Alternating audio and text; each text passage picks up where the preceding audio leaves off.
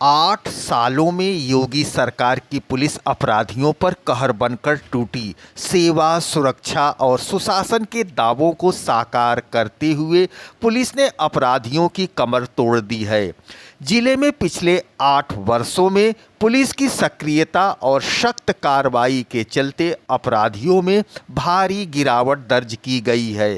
शासन की मंशा के अनुरूप बरेली पुलिस लगातार अपराधियों के खिलाफ कड़े कदम उठा रही है, जिसके सकारात्मक परिणाम सामने। जिसने भी कानून को हाथ में लेने का प्रयास किया, जो भी राह चलते हुए राहगीर पर हमला करेगा, जो भी बेटी की सुरक्षा पे सेंध लगाने का कार्य करेगा और जो भी व्यापारिक प्रतिष्ठानों में आगजनी करने का दुस्साहस करेगा, जो भी पर्व और त्योहारों में उपद्रव करेगा, उसको हम पहले से इस बारे में कह देंगे कि उसको बिना मांगे जहन्नुम में जाने का टिकट हम काट करके दिला देंगे।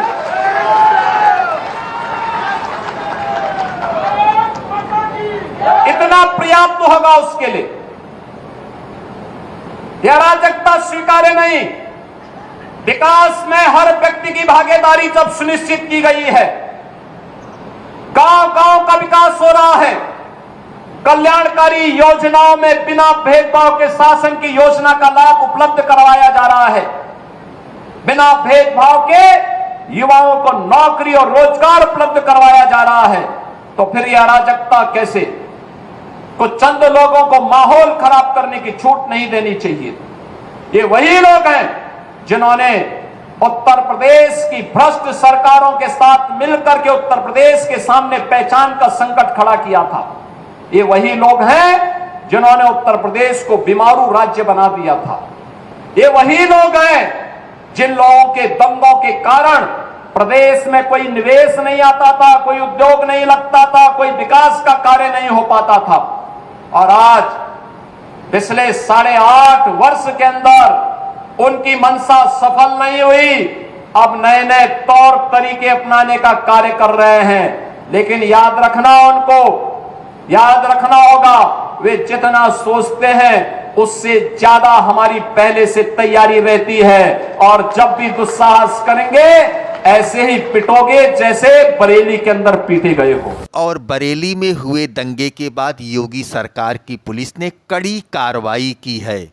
मुख्यमंत्री योगी आदित्यनाथ ने उपद्रवियों के खिलाफ सख्त कदम उठाने के निर्देश दिए, जिसके बाद पुलिस ने कई लोगों को गिरफ्तार किया है और अपराधियों की संपत्तियों पर बुलडोजर चलाने जैसी कार्रवाई भी की। सितंबर 2025 के अंत में आई लव मोहम्मद अभियान के दौरान बरेली में हिंसा भड़क उठी।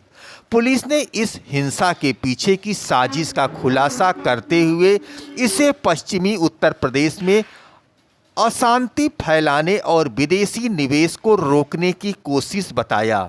800 से ज़्यादा महिला पुलिसकर्मियों ने निकाला फ्लैग मार्च, जैसा कि आप चित्र में देख रहे हैं। बरेली में जिस जगह बवाल हुआ था वहीं महिला पुलिसकर्मियों का फ्लैग मार्च निकाला गया और कुछ तस्वीरें आपके सामने हम प्रस्तुत कर रहे हैं।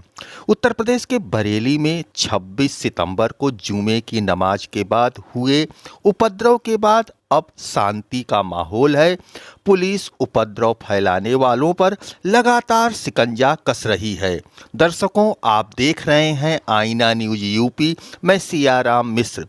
बुधवार सुबह पुलिस ने फरार चल रहे 2 आरोपियों को इनकाउंटर के बाद गिरफ्तार कर लिया। इदरीस और इकबाल को मुठभेड़ में गोली लगी। उन्हें इलाज के लिए अस्पताल ले जाया गया है। पुलिस के मुताबिक उनके पास से वह सरकारी बंदूक बरामद कर ली गई है, जिसे वे छीनकर भागे थे।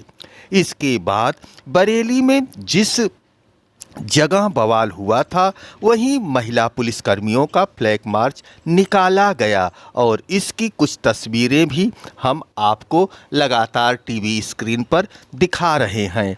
बरेली में जुमे की नमाज से पहले सुरक्षा कड़ी 48 घंटे के लिए इंटरनेट फिर बंद। उत्तर प्रदेश के दंगाग्रस्त जिले बरेली में अक्टूबर 2025 की शुरुआत में 800 से ज़्यादा महिला पुलिसकर्मियों ने फ्लैग मार्च किया। यह फ्लैग मार्च 26 सितंबर को जुमे की नमाज के बाद हुए उपद्रव के बाद शांति का माहौल कायम करने के उद्देश्य से निकाला गया था। वर्ष 2023 में उत्तर प्रदेश पुलिस ने महिला पुलिसकर्मियों की भर्ती को लेकर एक महत्वपूर्ण निर्णय लिया। यह निर्णय महिला सशक्तिकरण की दिशा में एक बड़ा कदम था। इस पहल के तहत बड़ी संख्या में महिला पुलिसकर्मी, अधिकारियों और सिपाहियों की भर्ती की गई, जिससे पुलिस बल में महिलाओं की भागीदारी बढ़ी है। इस कदम का उद्देश्य न केवल पुलिस विभाग में लैंगिक संतुलन स्थापित करना है, बल्कि महिलाओं से संबंधित अपराधियों की जांच और उससे निपटने के अधिक संवेदनशील लाना भी है। देख रहे हैं आईना न्यूज यूपी। उत्तर प्रदेश के बरेली में दशहरा और जुमे पर अलर्ट 8000 पुलिस बल तैनात। एसपी दक्षिणी अंशिका वर्मा ने किया फ्लैग मार्च। बरेली में बवाल के बाद से शहर भर में चौकसी बढ़ा दी गई है। दशहरा और जुमे को देखते हुए सुरक्षा और बढ़ा दी गई है। महिला एसओजी को भी तैनात किया गया है। वहीं जिला प्रशासन ने फ़ोन नंबर भी जारी किए हैं। कहा गया है कि अगर किसी को शांति व्यवस्था आदि से संबंधित कोई शिकायत या समस्या हो तो जानकारी दें। बरेली जिले में 26 सितंबर को हुए बवाल के बाद पुलिस प्रशासन अलर्ट मोड पर है। दशहरा और इसके बाद जुमे को देखते हुए चौकसी और बढ़ा दी गई है। शहर के हालात देखते हुए दूसरे जिले से आई पुलिस को 4 अक्टूबर तक रोक लिया गया है। फिलहाल करीब 8000 पुलिसकर्मी व अधिकारी जिले में तैनात हैं। इनमें करीब 6000 की तैनाती शहर में ही है। दशहरा पर लगने वाले मेलों में भीड़ देखते हुए पुलिस ने खास इंतजाम किए हैं। संवेदनशील क्षेत्रों व मिश्रित आबादी में सुरक्षा बढ़ाई गई है। ऐसी जगह ड्रोन से भी निगरानी की जा रही है। जिले की कानून व्यवस्था को और अधिक मजबूत एवं प्रभावी बनाने के लिए जिला और पुलिस प्रशासन के अफसर लगातार चक्रमण कर रहे हैं। एसपी साउथ अंशिका वर्मा ने आईना न्यूज यूपी को बताया कि पुलिस बल ने बृहस्पतिवार को शहर के संवेदनशील इलाकों में फ्लैग मार्च किया। एसपी साउथ ने बताया कि महिला एसओजी की वीरांगना यूनिट के साथ महिला क्यूआरटी की 6 टीमें तैनात की गई हैं।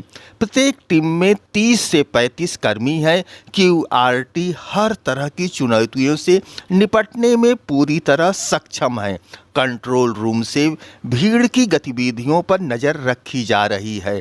जहां भी भीड़ जमा होती दिख रही है, अलर्ट जारी कर दिया जाएगा और संबंधित बल को तैनात कर दिया गया है। उत्तर प्रदेश के बाद अब महाराष्ट्र में भी आई लव मोहम्मद को लेकर हुई हिंसा, पुलिस ने फिर चलाई लाठी।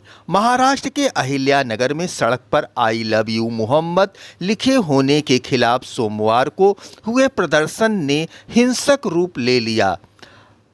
महाराष्ट्र के अहिल्यानगर में सड़क पर आई लव यू मोहम्मद लिखे होने के खिलाफ सोमवार को हुए प्रदर्शन ने हिंसक रूप ले लिया। अधिकारियों का कहना है कि पथराव कर रही भीड़ को काबू करने के लिए पुलिस ने लाठी भी चलाई। बताया जा रहा है कि इस संबंध में एक व्यक्ति की गिरफ्तारी के बाद प्रदर्शनकारियों ने अहिल्यानगर छत्रपति संभाजी नगर मार्ग अवरुद्ध कर दिया। अधिकारियों ने ये भी बताया कि सोमवार सुबह कोतवाली क्षेत्र के कोटला में तब विरोध प्रदर्शन शुरू हुआ जब किसी ने सड़क पर आई लव मोहम्मद लिख दिया। इस पर मुस्लिम समुदाय के सदस्यों ने आपत्ति जताई और कोतवाली थाने में इस संबंध में एक शिकायत दर्ज कराई। अधिकारियों ने यह भी बताया कि इस संबंध में व्यक्ति को गिरफ्तार कर लिया गया है। इसके बावजूद कुछ लोगों ने विरोध प्रदर्शन जारी रखा। जैसा कि आप देख रहे हैं, पुलिस इन्हें समझाने बुझाने की कोशिश कर रही है। पुलिस ने इन्हें बहुत समझाने की कोशिश की, लेकिन भीड़ ने उन पर पत्थरों से हमला कर दिया। पुलिस ने भी स्थिति सामान्य करने के लिए लाठीचार्ज कर दिया गया है। लाठीचार्ज होने के बाद देख रहे हैं आप, लोग भाग रहे हैं इधर उधर, लेकिन पुलिस उन्हें कायदे से समझा रही है कि पुलिस के ऊपर पत्थर चलाने के बाद क्या गति होती है। अहिल्यानगर पुलिस अधीक्षक शोभनाथ घारगे ने बताया कि विरोध प्रदर्शन, सड़क व अवरोध और पथराव के सिलसिले में कम से कम 30 लोगों को हिरासत में लिया गया है। उन्होंने कहा कि हमने कानून व्यवस्था बनाए रखने के लिए बल का इस्तेमाल किया। पुलिस आरोपियों के खिलाफ कार्रवाई कर रही है। महाराष्ट्र के मुख्यमंत्री इस समय यवतमाल की यात्रा पर हैं। उन्होंने कहा कि हर कोई अपने धर्म को मानने के लिए स्वतंत्र है, लेकिन ध्रुवीकरण में शामिल होने की किसी को इजाज़त नहीं है। मारो नहीं, मारो नहीं, मारो नहीं।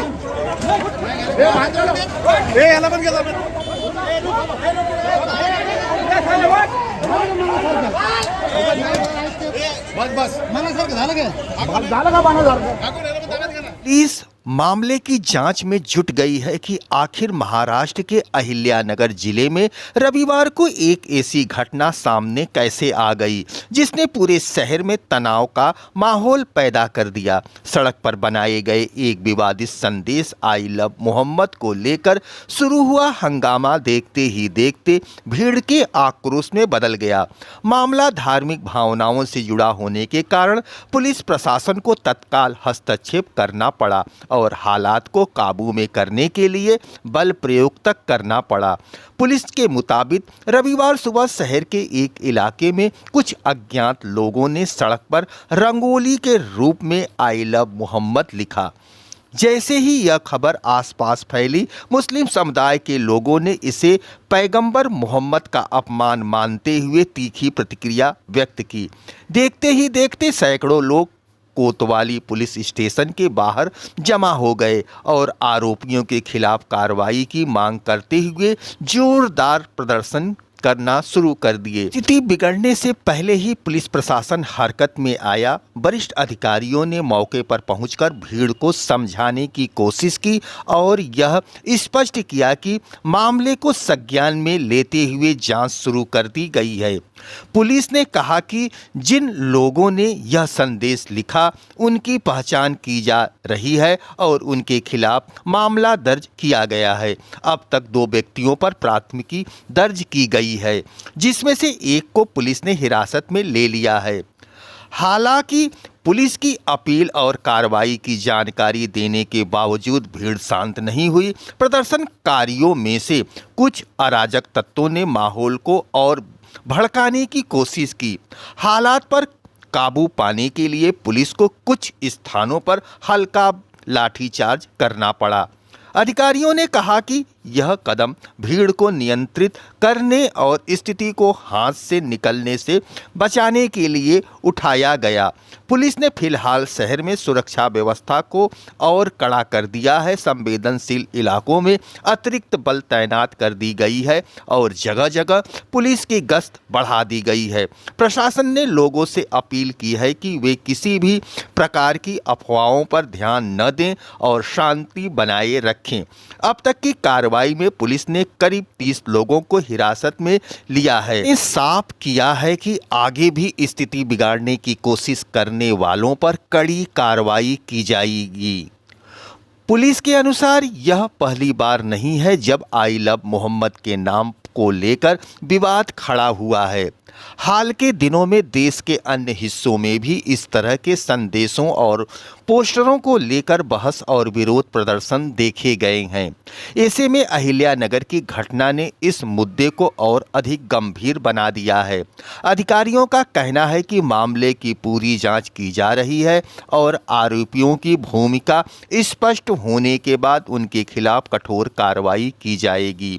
पुलिस ने यह भी दोहराया है कि धार्मिक भावनाओं को आहत करने या सांप्रदायिक सौहार्द बिगाड़ने की कोशिश उत्तेजित करने वालों को, किसी भी व्यक्ति को बख्शा नहीं जाएगा। अहिल्यानगर की इस घटना ने एक बार फिर यह दिखा दिया है कि मामूली उत्तेजना भी किस तरह शहर के माहौल को तनाव, जिसकी वजह से जो भीड़ है वो तितर बितर हो गई है। अब जो पुलिस है दोनों समुदाय